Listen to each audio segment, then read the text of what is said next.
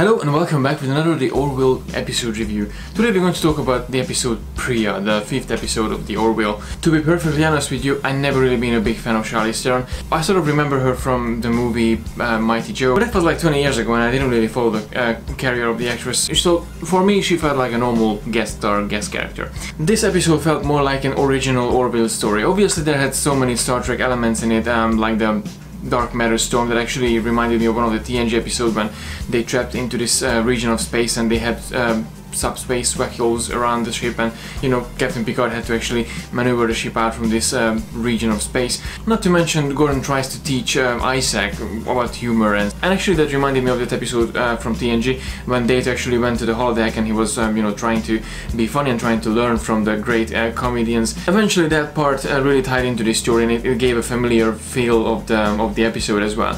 The director for this episode was Jonathan Frakes, who played William Riker in The Next Generation. The direction itself felt a little bit different than the previous one. Although I was talking with one of my friends and he mentioned that Jonathan Frakes doesn't really have a specific directing method, so every episode that he actually directs is sort of different, but this felt more like a TNG episode. Well, the whole show feels like a TNG, but this one in particular felt like a TNG episode from TNG. Obviously the most remarkable part is the time travel aspect of the show.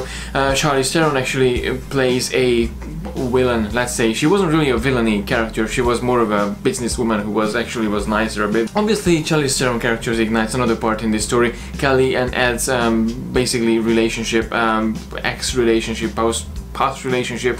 Kelly was one of my favorite characters from the very beginning, but she really grew into my eye in this case, and I felt for her it was a bit hard to actually see Ed going along with his life and finally getting over on the whole marriage. It was still something that you could actually felt on Kelly, like, I don't really want to be with you anymore, but I do care about you and we still work together. So this basically can transform to life and normal relationships as well. I'm not considering myself a big relationship expert, but I suspect this is the case when you have ex close to you and working together. In their case it started to grow as a more mature friendship, not just a ex-divorced couple fighting against each other and fighting over the past marriage and what happened between them. Their relationship really started to form into a friendship, which actually I found really interesting and really cool as a development between the two characters. One thing that I found a bit too much, but obviously it's still on the safe side, and it started to become a catchphrase, is the Laura, you wanna open this jar of pickles for me? It feels a bit repetitive, but it's basically having say make it so or engage or coffee first. We all heard these little phrases from different Star Trek shows, and every character actually has their own catchphrase. If you ever watched Doctor Who, you might know. Fantastic.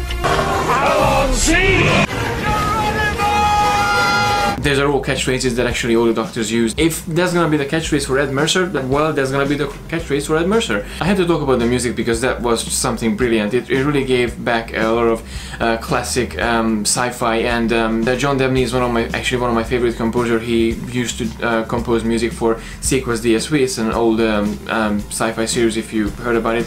Not really well known these days anymore, but it was a really big hit back in the 90s.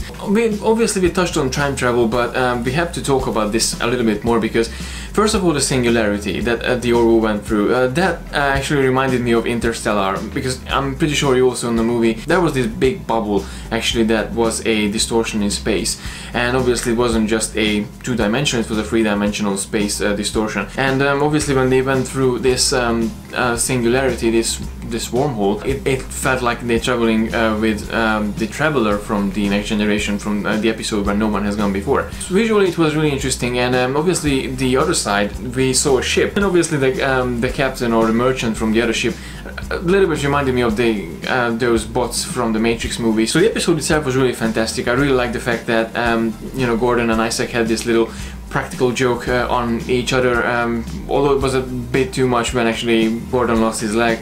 Well, it was nice to see Kelly and Ed's relationship is going into a different sort of level. So overall I was really happy with the episode. Obviously Orville now feels more on its own, more Orville than Star Trek. It's a bit hard to explain because the first couple of episodes it really felt like it's coming from Star Trek. It's like a react of different Star Trek episodes in a different environment, but this really feels like a different show now. It feels like Orville, not Star Trek The Next Generation, although it had elements from Star Trek The Next Generation. Please let me know in the comment section below what was your favorite part or favorite moments from this episode. You know, what's the overall opinion about Orville? As always, thank you very much for watching. Please don't forget to hit like, and don't forget to share, and don't forget to subscribe to receive all the geekiness every week.